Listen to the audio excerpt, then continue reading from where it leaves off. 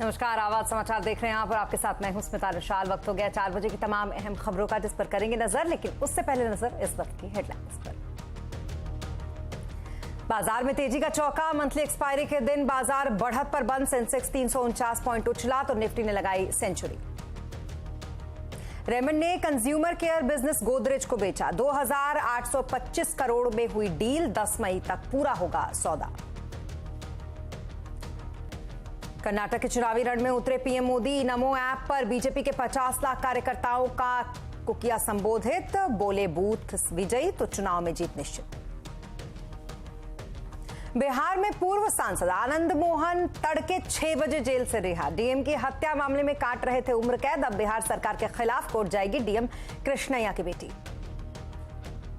सरकार ने शुरू की एल नीनो से निपटने की तैयारी। बारिश से लेकर बुआई के लिए जारी होंगे अलर्ट। एल नीनो के चलते इस साल कम हो सकती है बारिश। आज से खुल गए बद्रीनाथ धाम के कपाट। बर्फबारी के बीच सैकड़ों श्रद्धालुओं ने किए दर्शन। पीएम मोदी के नाम से हुई पहली आरती।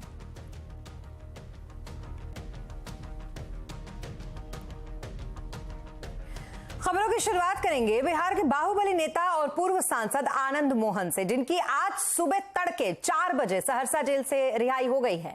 आनंद मोहन गोपालगंज के डीएम रहे। जी कृष्णैया की हत्या के आरोप में उम्र कैद की सजा काट रहे थे। ये उम्र कैद पहले फांसी की सजा थी, बाद में इसको उम्र कैद में बदल दिया गया।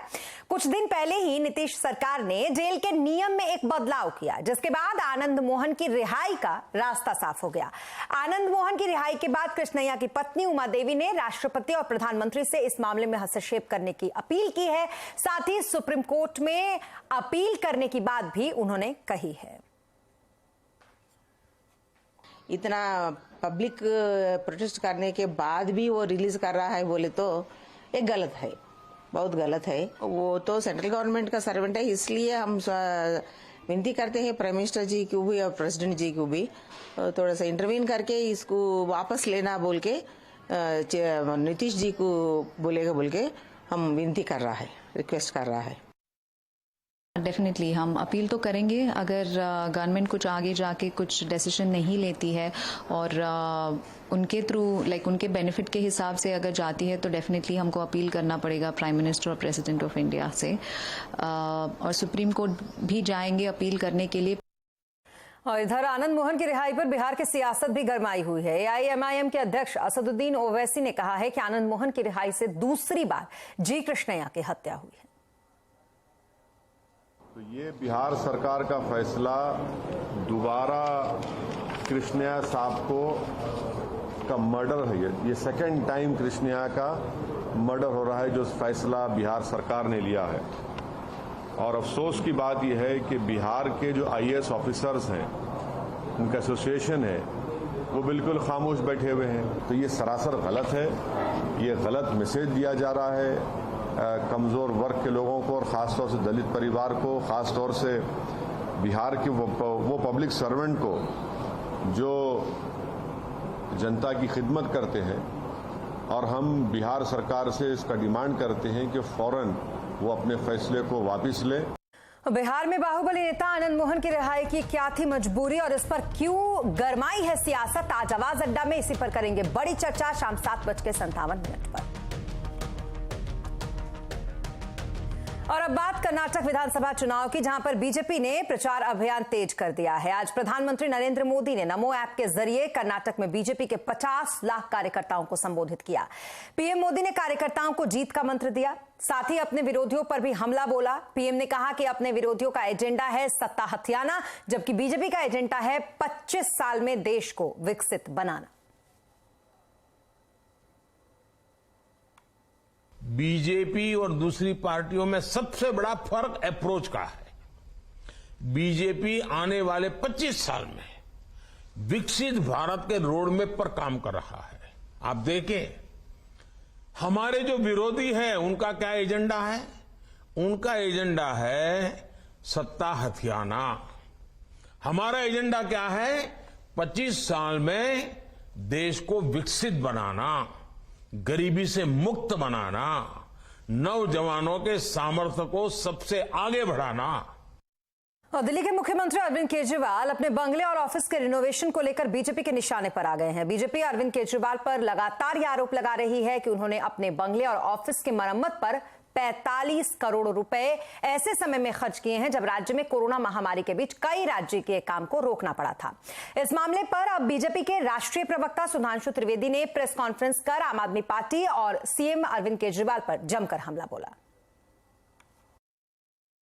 ये वो पार्टी है जो ये दावा करती थी कि उसने सत्ता में आने का रास्ता सबसे जल्दी तय किया। अपनी स्थापना के चंद महीनों में या चंद हफ्तों में ही उन्हें राज करने का मौका मिल गया।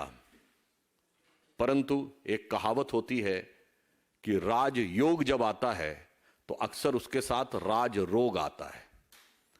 परंतु आम आदमी पार्टी के संदर्भ में यह राजरोग कितनी जल्दी कितना संक्रामक हो जाएगा, यह शायद दिल्ली और देश की जनता की समझ से बाहर था।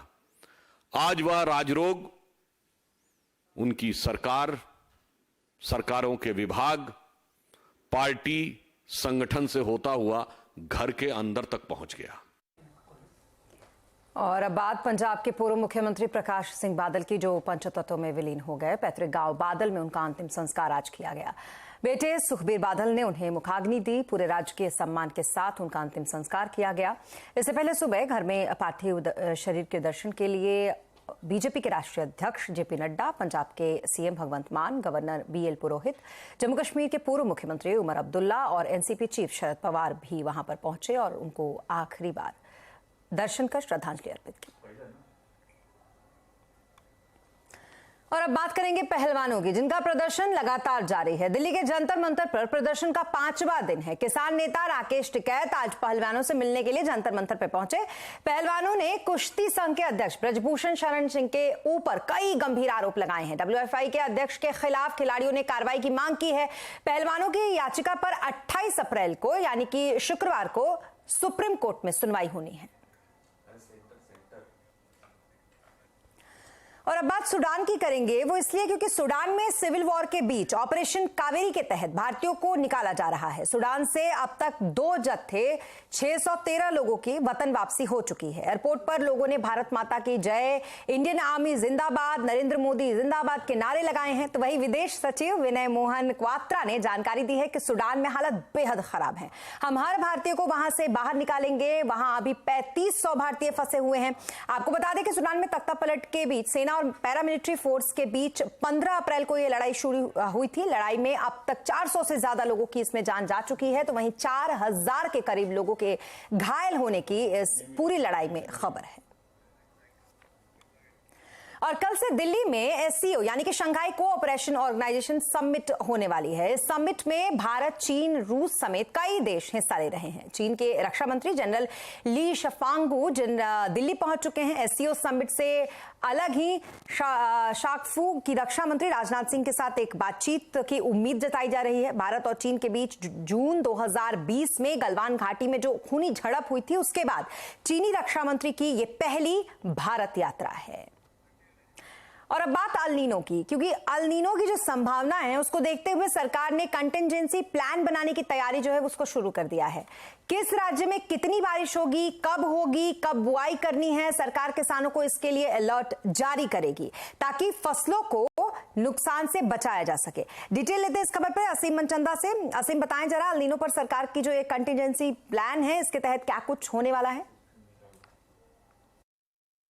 देखिए, इस साल मौसम विभाग ने अल नीनो होने की संभावना जताई है, जिसका ये मतलब है कि इस साल बारिश कम होगी, सूखा पड़ सकता है। जो मानसून के 4 महीने हैं उसके अंदर आखिरी के 2 महीनों के अंदर बारिश काफी कम होगी। तो उसको देखते हुए कृषि मंत्रालय ने कंटीजेंसी प्लान बनाने की तैयारियां शुरू कर दी हैं। किसानों को अलर्ट जारी किए जाएंगे, एक कंट्रोल रूम बनाया जाएगा, वहां से किसानों को अलर्ट जारी किए जाएंगे। उनको बताया जाएगा कि कौन से राज्य में कौन सी जगह पर कब और कितनी बारिश होगी, उसके हिसाब से ही किसान अपनी बुआई करे। उसी के देखते हुए किसान अपनी बुआई उसी दौरान जो है शुरू करें ताकि फसलों को नुकसान से बचाया जा सके। खासतौर पर कृषि मंत्रालय ये चाहता है कि अगर फसलों को नुकसान से बचाया जा सकेगा तो इससे उत्पादन भी बढ़ सकेगा और आने वाले दिनों में दाम काबू रखने में भी मदद मिलेगी। जी, बहुत शुक्रिया तमाम डिटेल्स के लिए आपका आसीम। और अब बात करेंगे बाजार की, जहां आज बाजार में लगातार चौथे दिन तेजी के साथ बाजार बंद हुआ। सेंसेक्स 349 अंक चढ़कर 60,649 पर बंद हुआ, तो वहीं निफ्टी 101 अंक चढ़कर 17,915 पर बंद हुआ। मार्केट का पूरा हाल समझने के लिए चलते हैं यतिन के पास। यतिन, बताएं आज के मार्केट के हाईलाइट्स क्या क्या रहे? तो आज अगर हम मार्केट की बात करें तो जो एक्सपायरी रिलेटेड तेजी थी वो आपको देखने मिली। बाजार लगभग डेज हाई पे बंद होता हुआ नजर आया। अच्छी तेजी आपको छोटे मझोले शेयरों में भी आती हुई नजर पड़ी। अगर हम आज ओवरऑल मार्केट की बात करें तो 17,800 का जो लेवल येस्टरडे हमने क्लोज किया था वो कहीं ना कहीं एक बड़ा सपोर्ट जोन आज बाजार को दिखाई पड़ा, और वहां से कंटिन्यूस अपटेक आपने निफ्टी के बैंक इंडेक्स में और निफ्टी 50 में भी आता हुआ देखा। इन जनरल आज थोड़े बहुत रिजल्ट्स मिक्स्ड रहे, लेकिन ओवरऑल बेसिस पे बाजार का जो ओवरऑल सेंटिमेंट था काफी अपबीट रहा। जी, इन सब के बीच सेक्टर्स का हाल किस तरीके का रहा वो भी बताइए। तो निफ्टी गेनर्स की बात करें तो यहाँ आपको काफी सारे रिजल्ट्स रिएक्शंस दिखेंगे, जहाँ आपको बहुत सारे बैंकिंग शेयर्स में पॉजिटिविटी दिखी। अगर हम आज बात करें तो बजाज फाइनेंस, जिनके नतीजे कल आए एनबीएफसी सेक्टर से, यहाँ आपको लगभग 2-2.5% की तेजी दिखी। एसबीआई लाइफ और बजाज ऑटो, ये दोनों स्टॉक्स में भी अच्छी खासी तेजी आपको बनती हुई नजर पड़ी। लूजिंग साइड पे थोड़ा बहुत प्रेशर आपको एचयूएल पे दिखा रिजल्ट्स के बाद, यहाँ लगभग 1.5% की मंदी दिखी। ओएनजीसी और एक्सिस बैंक, इनके भी नतीजे बहुत जल्द आने वाले। इनफैक्ट एक्सिस बैंक के रिजल्ट्स कल आने वाले हैं और रिजल्ट्स के पहले यहाँ थोड़ा बहुत सेलिंग प्रेशर आपको आता हुआ दिखाई पड़ा। Mid cap end of the market काफी एक्टिव था। टेक्नोलॉजी शेयर्स और एलटीटीएस जैसे काउंटर्स में 8% की तेजी थी। यूनो मिंडा, वोडाफोन आइडिया और टाटा एलेक्सी, ये सब स्टॉक्स में भी लगभग 4 से 5% की तेजी बनी। लूजिंग एंड पे आपको दिखेगा कि वोल्टास रिजल्ट्स के बाद लगभग 5% डाउन टिक यहाँ आपको दिखा। एसी में मार्केट शेयर लूज करने पे यहाँ रिएक्शन आता हुआ दिखाई दिया नेगेटिव साइड पे। आवास फाइनेंसेस, लुपिन और गुजरात गैस, वो दूसरे स्टॉक्स हैं जहां वायदे बाजार में थोड़ा बहुत सेलिंग प्रेशर देखने को मिला। जी, इस बीच यतिन एक्सिस के रिजल्ट आ गए, लेकिन उस पे आगे बढ़ेंगे उससे पहले बहुत शुक्रिया तमाम डिटेल्स के लिए आपका। और बात अब फर्स्ट ग्लोबल की चेयरपर्सन और एमडी देवीना मेहरा का, जिनका कहना है कि मार्केट में पैसा लंबे समय में निवेश से बनता है, इसलिए अच्छे रिटर्न के लिए धैर्य रखें। जल्दबाजी में मार्केट का रिटर्न कम देखकर निवेश करने के लिए निवेश से ना निकले। एक चीज हम लोग थ्योरी में तो हमेशा समझते हैं कि इक्विटी एसेट क्लास जो है वो रिटर्न देती है बाकी एसेट क्लासों से ज्यादा, लेकिन वो वॉलेटाइल रिटर्न होती है, ये हम थ्योरी में समझते हैं। लेकिन एक्चुअली में जब वो होता है कि 1 साल गुजर जाए आपको रिटर्न नहीं मिले या पैसा बल्कि घट जाए आपका पोर्टफोलियो, तो आपको लगता है कि अब भाग जाए इस एसेट क्लास से। अगर मतलब 1.5 महीने सोने का भाव ऊपर आता है तो आपको लगता है कि अरे इक्विटी की बजाय वहीं होते तो बेहतर था, या एफडी का रेट बढ़ जाता है तो आपको लगता है वहीं होते तो बेहतर था। तो जो राकेश जी पे जो किताब थी उसमें एक बात उन्होंने कही थी कि मेरा जो इक्विटी में रिटर्न आया वो लंपी तरीके से आया, वो ऐसा नहीं कि इवन हर साल बराबर रिटर्न आता रहा। और अब बात करेंगे एक्सिस बैंक के Q4 के जो नतीजे आए हैं उसकी। दरअसल जिस तरीके का अनुमान जताया जा रहा था नंबर्स को लेकर, कुछ उसी तरीके के नंबर्स आए हैं। घाटे का अनुमान था और उसी तरीके के नंबर्स भी दिख रहे हैं। चलते हैं यतिन के पास, समझते हैं एक्सिस के इन नंबर्स को। बताएं जरा यतिन, कैसे देख रहे हैं आप जो एक्सिस के Q4 के नतीजे आए हैं उनको? देखिए, जो नतीजे आए हैं वो आपको घाटा इसीलिए दिख रहा है क्योंकि जो सिटी का क्रेडिट कार्ड बिजनेस का एक्विजिशन किया था, जो अधिग्रहण हुआ था, उसको लेके कंपनी ने गुडविल राइट ऑफ की है, तो इसीलिए आपको ऑपरेटिंग फ्रंट पे जो है नुकसान दिखाई पड़ रहा है। तो कोई इसमें बड़ा सरप्राइज नहीं, क्योंकि ये नॉन कैश राइट ऑफ जो है एक्सिस बैंक ने लिया हुआ है क्रेडिट कार्ड के बिजनेस को लेके। हालांकि अगर आप नेट इंटरेस्ट इनकम देखें तो 11,750 करोड़ के आसपास आई हुई है, और वो अनुमान से केवल 100-200 करोड़ रुपए जो है वो नीचे है। तो जो कोर बैंकिंग ऑपरेशंस है, जिसको कहते हैं हम लोग नेट इंटरेस्ट इनकम, ये अनुमान के आसपास ही आती हुई नजर पड़ी है, अनुमान से केवल 2% नीचे है। और अगर हम एसेट क्वालिटी को देखें, जो आपकी स्क्रीन से भी फ्लैश हो रहा है, नेट एनपीए और ग्रॉस एनपीए दोनों में ही आपने जबरदस्त डाउनटिक देखा है। इनफैक्ट ग्रॉस एनपीए जो है वो 2.38 से घट के 2% के आसपास आए हैं, और नेट एनपीए जो है वो लगभग 0.5% से गिर के 0.4% आए। तो एसेट क्वालिटी में बहुत अच्छा सुधार है। एनआईए की बात करें तो वो स्टेबल है। हाँ, क्योंकि क्रेडिट कार्ड बिजनेस जो सिटी का एक्विजिशन हुआ था वहां आपने नॉन कैश राइट ऑफ देखा है, इसीलिए आपको एक एक्सेप्शनल लॉस दिखाई पड़ रहा है इस क्वार्टर में। लेकिन ओवरऑल रिजल्ट्स की बात करें तो एक्सपेक्टेशंस के मुताबिक ही आए हैं। जी, बहुत शुक्रिया तमाम डिटेल्स के लिए आपका यतिन। तो कुल मिला के अनुमान के मुताबिक, यतिन के मुताबिक ये नतीजे हैं जैसा अनुमान था उसी तरीके का और बहुत सरप्राइजिंग नहीं है। अब बात करेंगे रेमंड्स की। रेमंड ने अपना consumer care business Godrej consumer को बेच दिया है। गोदरेज कंज्यूमर रेमंड के कंज्यूमर केयर बिजनेस का 2,825 करोड़ में अधिग्रहण करेगी। रेमंड गोदरेज की डील 10 मई तक पूरी होगी। We are strong in the premium apparel space, and they are strong in the FMCG space. The more they grow the FMCG business, so if they sell, say, from 1 million cans to 2 million cans to 3 million cans, that's great publicity for the Park Avenue brand under apparel. And the more apparel we sell, the better it is for them. So I think it's a good win-win situation where we have created, where the ownership of the brand might be in two different people, but they're in two different categories, and both are specialized in their category. We are demerging the lifestyle business, which includes branded textiles, which is branded shirting, suitings, branded apparel, garmenting business, retail, MTM, all those businesses gets demerged from Raymond Limited into Raymond our Consumer Care Limited, which is the RCCL business, along with the debt. So the gross debt at the lifestyle business is close to 2,000 crores as on 31st of December, which will get transferred along with all the assets and liabilities, thereby making lifestyle business complete net debt free. और Raymond और गोदरेज की इस deal को समझने के लिए एक बार फिर चलेंगे हम यतिन के पास। यतिन, बताएं जरा इस डील की डिटेल्स क्या हैं? देखिए, अगर हम रेमंड लिमिटेड की बात करें, जो लिस्टेड कंपनी है, इन्होंने अपना जो एसोसिएट कंपनी है, जो एफएमसीजी कारोबार है रेमंड कंज्यूमर का, वो गोदरेज कंज्यूमर को बेचने का निर्णय लिया है। अगर हम गोदरेज की बात करें तो उन्होंने ये ऐलान किया है कि जो एफएमसीजी कारोबार है रेमंड कंज्यूमर का, वो स्लम सेल के जरिए खरीदेंगे और कुल मिला के जो कंसिडरेशन रहेगा वो रहेगा 2825 करोड़ रुपए का। अगले 2-3 हफ्तों में ही डील को क्लोज करने की बात जो है गोदरेज कंज्यूमर ने की है, क्योंकि एक स्लम सेल है तो काफ़ी इजी होता है बिजनेस ट्रांसफर करना। एफएमसीजी बिजनेस जो है रेमंड का, उसके अंदर कामासूत्र और पार्क एवेन्यू जैसे ब्रांड्स हैं जो सेक्सुअल वेलनेस कैटेगरीज और डिओड्रेंट्स के अंदर हैं, तो ये बिजनेस केवल गोदरेज कंज्यूमर एक्वायर कर रहा है। रेमंड लिमिटेड का जो इनकी एफएमसीजी इकाई है उसके अंदर 47% से थोड़ा ज्यादा हिस्सा है, तो पूरा का पूरा पैसा रेमंड लिमिटेड को नहीं आएगा, लेकिन हाँ एक मेजॉरिटी सेल प्रोसीड्स जो है रेमंड को आने की उम्मीद है। ओवरऑल अगर हम एफएमसीजी कंपनी की बात करें तो रेमंड कंज्यूमर जो है कुल मिलाकर लगभग 622 करोड़ का सेल करती है, FY22 का ये आंकड़ा है। तो ये एक्विजिशन अच्छा माना जा रहा है गोदरेज कंज्यूमर को, क्योंकि ये काफी फास्ट ग्रोइंग कैटेगरी है और रेमंड क्योंकि इनके बुक्स पे थोड़ा बहुत कर्जा है, तो कर्जा घटाने के लिए शायद ये आप धनराशि यूज करते हुए देखेंगे कंपनी को, और इनका एक रियल एस्टेट बिजनेस भी है तो वहां भी ये प्रोसीड जो है निवेश कर सकते हैं। मैनेजमेंट ऑब्वियसली इस पे ज्यादा क्लैरिटी देगा, लेकिन डील स्ट्रक्चर अगर हम कहें तो गोदरेज कंज्यूमर 2825 करोड़ में रेमंड का एफएमसीजी कारोबार खरीदने वाली है। जी, बहुत शुक्रिया तमाम डिटेल्स के लिए आपका यतिन। और यहां रुकेंगे एक छोटे से ब्रेक के लिए, लेकिन ब्रेक के बाद जल्द होंगे हाजिर, आप बने रहे हमारे साथ।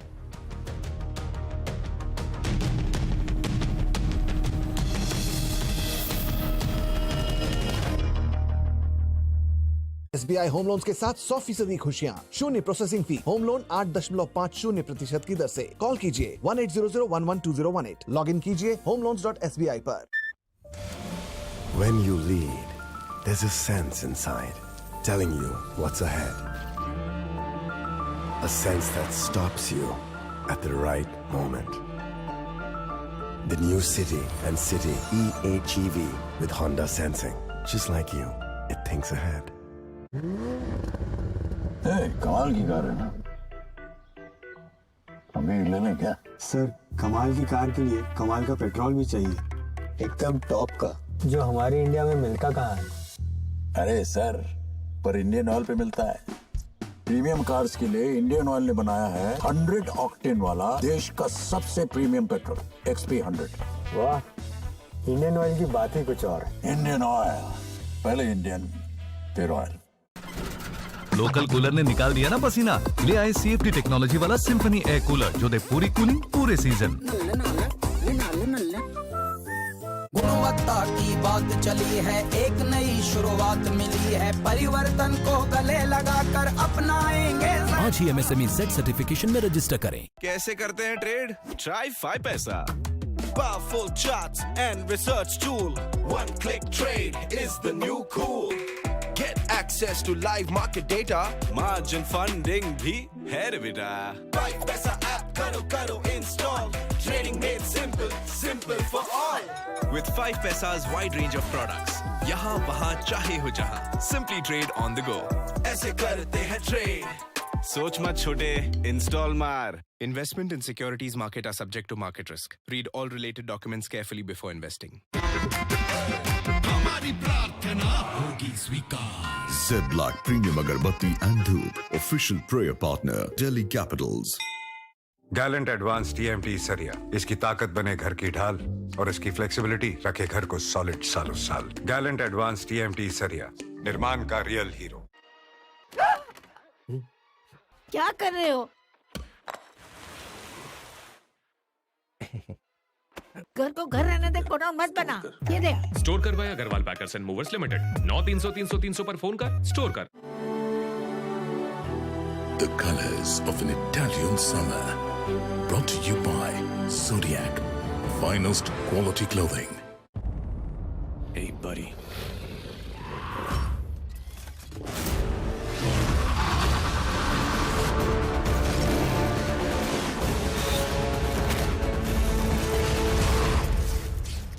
Hope you like them.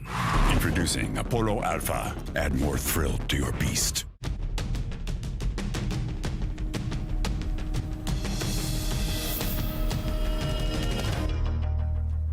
खबरों के बाद एक बार फिर आपका स्वागत है। आज भारतीय रिजर्व बैंक के गवर्नर शक्तिकांत दास ने कहा कि भारतीय बैंकिंग प्रणाली लचीली बनी हुई है। उन्होंने आगे ये भी कहा कि ग्लोबल लेवल पर उत्पन्न हुई समस्याओं से भारतीय बैंकिंग सिस्टम पर ज्यादा प्रभाव नहीं पड़ा है और भारतीय बैंकिंग सिस्टम हर संकट में मजबूत रहा है। इसके साथ ही RBI इसे और मजबूत करने का काम कर रही है। The financial sector in a country and the individual entities therein, that is in the financial sector like banks, non-banking financial companies, that is NBFCs and other entities, have to be resilient at all times. They should have the inner strength to withstand even the most stressful times. So far as India is concerned, the Reserve Bank of India has significantly strengthened its supervision and regulations of banks and other regulated entities in the recent years. सरकार ने चीनी कंपनियों को अनिवार्य jute packaging की सख्ती से पालन करने के निर्देश दिए हैं। कंपनियों को जूट पैकेजिंग पर हर महीने रिपोर्ट सरकार को देनी होगी। अनिवार्य जूट पैकेजिंग के तहत 20% चीनी को जूट की बोरी में पैक करना होता है। ज्यादा डिटेल लेते हैं इस पर असीम मनचंदा से। असीम, बताएं जरा जूट पैकेजिंग को लेकर क्या कह रही है सरकार, का एक्शन प्लान क्या है? देखिए, जूट किसानों को फायदा मिले इसके लिए सरकार ने जूट पैकेजिंग मटेरियल एक्ट 1987 बनाया हुआ है। इसके तहत सरकार ये मैंडेट करती है कि चीनी और अनाज की पैकेजिंग जूट के बोरों के अंदर हो।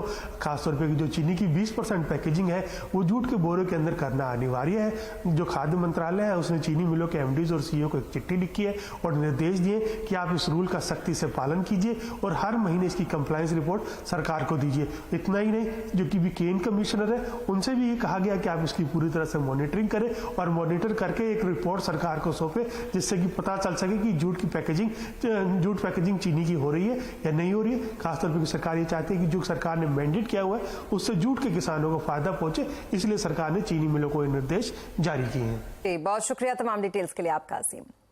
और केदारनाथ के बाद आज से बद्री विशाल के भी कपाट खुल गए। सुबह 7:10 पर बद्री धाम के कपाट खोले गए और पहली आरती प्रधानमंत्री नरेंद्र मोदी के नाम से की गई। मंदिर को 15 क्विंटल गेंदे के फूल से सजाया गया था। यहाँ पर सेना ने इस दौरान कई धार्मिक गीतों की धुन भी बजाई। सेना ने बद्रीनाथ धाम के बाहर सुबह से ही बर्फबारी हो रही है, इसके बावजूद ऐसे में सैकड़ों श्रद्धालु दर्शन के लिए यहाँ पर जुटे हुए हैं। भक्तों में बद्री विशाल दर्शन का पूरा उत्साह देखने को मिल रहा है।